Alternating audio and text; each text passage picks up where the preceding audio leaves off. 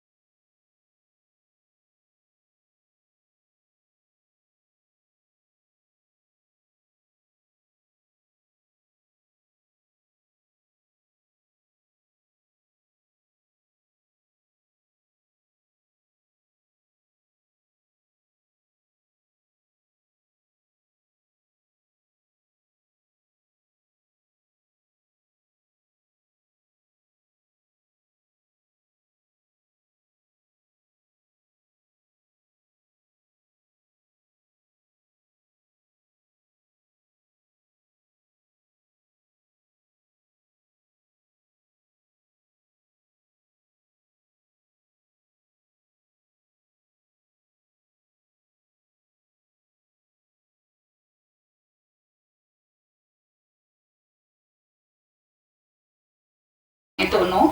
So ஒவ்வொரு வாய்ப்பும் நம்ம ரொம்ப ரொம்ப சீரியஸாக அதை வந்து சினிமாவை நம்ம லைட்டாக எடுத்துக்கவே முடியாது.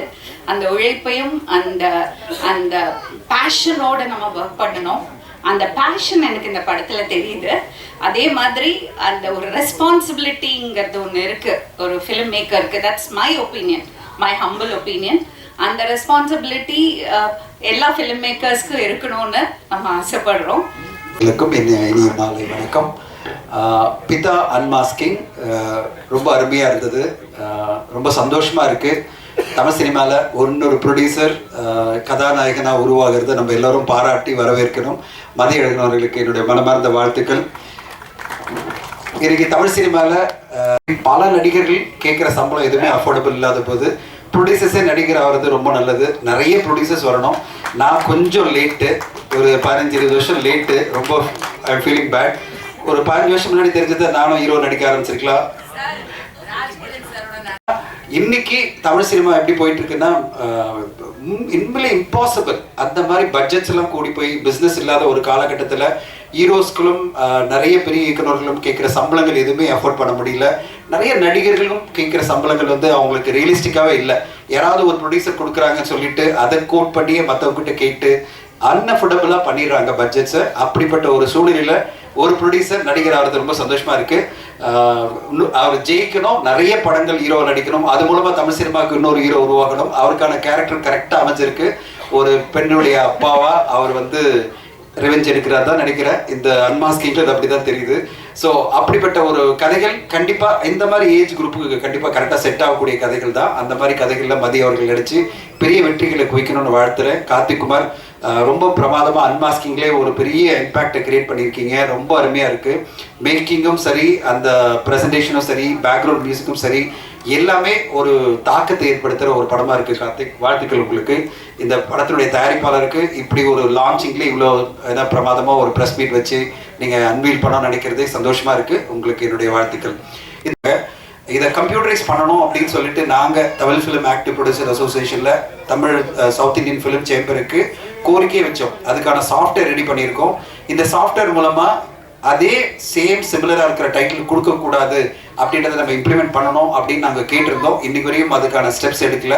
இந்த நேரத்தில் இப்படி இன்னைக்கு ஃபங்க்ஷன் பண்ணுறோம். பிதா அப்படின்ற ஒரு அன்மாஸ்கிங் நடக்கும்போது இன்னொரு படத்தினுடைய டைட்டில் போஸ்டர்ஸ் எல்லாம் வெளியிடுறது மிகப்பெரிய தவறு.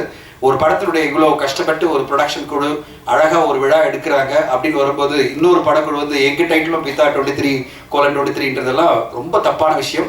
இதை அவாய்ட் பண்ணுறதுக்கு எல்லா சங்கங்களும் தமிழ் ப்ரொடியூசர் கவுன்சிலில் ஆரம்பித்து சேம்பர் ஆஃப் காமர்ஸ்லேருந்து ஆக்டிவ் ப்ரொடியூசர் அசோசியேஷன் கில்டு எல்லோரும் ஒருங்கிணைஞ்சு இந்த மாதிரி அடுத்த கட்டம் டைட்டில் சிமிலாரிட்டி வரையக்கூடாது. சமீபத்தில் கூட நான் பார்த்தேன், மயிலாஞ்சின்ற ஒரு டைட்டில் ஒருத்தர் அனௌன்ஸ் பண்ணுறாரு, இன்னொருத்தர் மயிலாஞ்சின்னு ஒருத்தர் போட்டிருந்தார். ஸ்பெல்லிங் தான் வேறு மாதிரி இருந்ததை தவிர அதே டைட்டிலில் வந்து 2 பேர் அனௌன்ஸ் பண்ணுறாங்க. இந்த மாதிரி விஷயங்கள்லாம் தமிழ் சினிமா நடக்கக்கூடாது. பிதா கண்டிப்பாக ஒரு பிதா மகன் மாதிரி மிகப்பெரிய வெற்றி அடையணும். பிதான்றதே ஒரு அருமையான டைட்டில். அந்த டைட்டிலோட இவங்க லான்ச் பண்ணுற இந்த படம் மிகப்பெரிய வெற்றி அடையணும்னு வாழ்த்துறேன். தமிழ் சினிமா இப்போ இருக்கிற காலகட்டத்தில் எல்லா மக்களையும் கவர் பண்ணுற மாதிரி படங்கள் வந்தால் தான் தியேட்டருக்கு ஆடியன்ஸ் வருவாங்கன்னு நினைக்கிறேன்.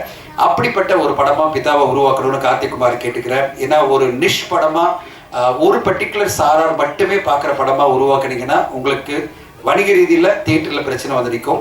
எல்லா சாராரும் வந்து பார்க்குற மாதிரி ஃபேமிலியாக வந்து பார்க்குற மாதிரியான படங்களை உருவாக்குனா கண்டிப்பாக பிதா படமும் ஒரு பெரிய வெற்றி அடையும். அப்படிப்பட்ட ஒரு படமாக வரணும்னு வாழ்த்துறேன், வணங்குறேன். Thank you so much for the opportunity. Inauguration ஃபங்க்ஷனுக்கு வருகை தந்திருக்கக்கூடிய பத்திரிகையாளர் சகோதரர்கள், நண்பர்களை, இணையதள அலைவரிசை நண்பர்களுக்கும், இங்கே வந்திருக்கக்கூடிய சிறப்பு விருந்தினர்களுக்கும், படக்குழுவினருக்கும் என்னுடைய மாலை வணக்கத்தை தெரிவித்துக்கிறேன். வெற்றி விழாவில் நம்ம கண்டிப்பாக சந்தித்து நிறையா பேசுவோம். படத்தினுடைய தயாரிப்பாளர் பற்றி ஒரு வார்த்தை சொல்லணும்.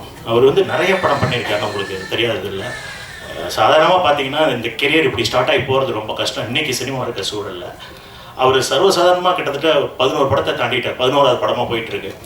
இதனியில் புலனாய்வு, பாக்ஸர்னு 2-3 படம் கையில் இருக்குது. எல்லாமே பெரிய ப்ராஜெக்ட். இந்த மாதிரி ஒரு சுச்சுவேஷனில் இந்த ப்ராஜெக்டை ஏன் வந்து ஒரு திடீர்னு ஸ்டார்ட் பண்ணார் அப்படின்னா இந்த கதை கொடுத்த இம்பேக்ட் கார்த்திக்குமார் சொன்ன விஷயம். ஸோ இயக்குனருக்கு அதை நம்பி தயாரிப்பு துறையில் இறங்கின தயாரிப்பாளர்கள் பாலாவுக்கும் சதீஷ்க்கும் அந்த என்டையர் டீமுக்கும் ஃப்ராங்க்லின் கேமராமேனுக்கும் மொத்தம் நீங்கள் உங்களால் வாழ்த்தப்பட்டு இவங்க மிகப்பெரிய விட ஜொலிக்கணும்னு சொல்லி உங்களை ரெக்வஸ்ட் பண்ணிட்டு எல்லாருக்கும் என் வாழ்த்துக்களை சொல்லி விடைபெறுகிறேன். நன்றி, வணக்கம்.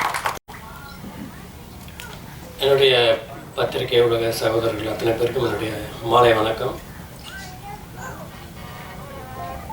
இந்த பிதா அன்மாஸ்கிங், இந்த அன்மாஸ்கிங் அப்படிங்கிற ஒரு வேர்டே வந்து இனிமேல் ஒரு ட்ரெண்டாக இருக்கும் இண்டஸ்ட்ரியில். ஸோ எல்லா படங்களுக்குமே இதை ஒரு டேக்லைனாக வச்சுக்கிட்டு ஆரம்ப விழாவாக பண்ணுறதுக்கு உண்டான எல்லா சாத்தியக்கூறுகளும் இருக்குது. நான் பொதுவாக வந்து என்னை நீங்கள் எந்த மேடையிலுமே வந்து அதிகமாக பார்க்க முடியாது. நான் பல விழாக்களை வந்து நான் தவிர்த்துருவேன். பட் இது எனக்கு வந்து மதியழகன் பற்றி நண்பர் சரவணன் சுப்பையா வந்து ஒரு ப்ரீஃப் பண்ணார். அப்போ இன்றைய காலகட்டத்தில் ஒரு படத்தை ஒரு படம்னு இல்லை பல படங்களை எடுக்கக்கூடிய ஒரு உத்வேகத்தோடு வந்திருக்கக்கூடிய ஒரு இளைஞர், அவர் வந்து ஒரு முதல் முறை வந்து அவர் வந்து ஒரு ஹீரோவாக ஒரு படம் பண்ணுறாரு. கார்த்திக்குமார் அவர்கள் வந்து அதை இயக்குறாங்க. இன்னிலிருந்து அவங்க வந்து சாமானியர்கள் கிடையாது, அவங்க வந்து சாதனையாளர்கள். அவங்களுக்கு ஒரு ரெட் கார்பெட் மாதிரி இந்த விழா அமையும் போது நான் கண்டிப்பாக கலந்துக்கணுங்கிற ஒரு ஆசையில் தான் நான் வந்து இந்த விழாவுக்கு வந்திருக்கேன். அண்ட் அஃப்கோர்ஸ் இந்த ரொம்ப மெக்கானிக்கலாக போகக்கூடிய இந்த மாதிரியான ஒரு ஃபங்க்ஷனில் ஒரு சின்ன குழந்தையோட ஒரு அழுகுரல் கேட்டுக்கிட்டே இருந்தது இல்லையா, அதுதான் இந்த படத்துக்கு கிடைக்கக்கூடிய மிகப்பெரிய அங்கீகாரம், ஆசீர்வாதம்னு நான் நினைக்கிறேன். இந்த காட்சி நான் வந்து பார்த்தேன். வனிதா அவர்களையே கட்டி போட்டாங்கன்னா இவங்க எல்லாரையும் கட்டி போட்டுருவாங்க, அது நல்லா தெரிஞ்சு போச்சு. இந்த இசை வந்து எனக்கு ரொம்ப ஈர்த்துச்சு. ரஷாந்த் இல்லையா, ரொம்ப அழகாக வந்து இந்த மாதிரியான ஒரு த்ரில்லர் ஜானர் படங்களுக்கு வந்து இது எந்த அளவுக்கு அழகாக எலிவேட் பண்ணணுமோ அந்த மாதிரியான ஒரு மியூசிக் எது கொடுத்துருக்குறாரு. அண்ட் அஃப்கோர்ஸ் ஃபோட்டோகிராஃபி இந்த மாதிரி படங்களுக்கு உண்டான அந்த உணர்வை கொடுக்கக்கூடியதாக இருக்குது. ஆர்ட் டைரக்ஷன் ரொம்ப நல்லா இருக்குது. கொஞ்சம் ரத்தம் வந்து அதிகமாக இருக்குது, அது எனக்கு கொஞ்சம் அலர்ஜி ரத்தம் பார்க்குறதுக்கு. ஆனால் முழு படத்தில் பார்க்கும்போது இந்த ஒரு ரத்தத்தை மட்டும் நீங்கள் வந்து பிரித்து அங்கங்கே வச்சுக்கோங்க, அவ்வளோதான். அண்டு இந்த மாதிரியான ஒரு மேடையில் வந்து நான் இன்னொருத்தரை ரொம்ப பாராட்டணும்னு ஆசைப்பட்றேன். அஃப்கோர்ஸ் இது எல்லாமே சினிமா ஃபேமிலி தான். அவங்க லக்ஷ்மி ராமகிருஷ்ணன் மேடம் வந்து இந்த ஹவுஸ் ஓனர்னு ஒரு படம் பண்ணியிருந்தாங்க. அது நான் வந்து நேஷ்னல் அவார்டு ஜூரியாக நான் போயிருந்தப்போ அந்த படத்தை பார்த்துட்டு நான் ரொம்ப பிரமிச்சு போயிட்டேன். ரொம்ப ஒரு சினிமா மொழியை வந்து ரொம்ப அழகாக வந்து அவங்க வந்து அந்த திரைப்படத்தில் வந்து கொடுத்துருந்தாங்க. அந்த எமோஷன்ஸ் அது எல்லாமே ரொம்ப பிரமாதமாக இருந்தது. அது வந்து இந்த மேடையை ஒரு வாய்ப்பாக உபயோகப்படுத்திட்டு நான் அவங்கள பாராட்டுறேன். Hats off Lakshmi madam. இது நான் சொல்வதெல்லாம் உண்மை மேடம். அதே உண்மையோட இந்த படம் வந்து மாபெரும் வெற்றி அடையும் அப்படிங்கிறத வந்து எனக்கு வந்து கொஞ்சம் கூட சந்தேகமே கிடையாது. அவ்வளோ பெரிய ஒரு வெற்றியை இந்த படம் வந்து பெறப்போகுது. அண்டு மதி அவர்களை வந்து பல படங்களில் நம்ம வந்து கதாநாயகனாக நம்ம வந்து பார்க்க போகிறோம். இயக்குனர் கார்த்திக் குமார் பல படங்களில் நம்ம வந்து பார்க்க போகிறோம். நான் வரும்போது எனக்கு வந்து ஒரு நல்ல ஒரு டீம் இருந்துச்சு. அதே மாதிரியான ஒரு டீமோட இந்த மொத்த டீமும் வந்து வெகு காலம் பயணப்படணும் இந்த திரையுலகத்தில் நான் வாழ்த்தி விடைபெறுகிறேன். வணக்கம்.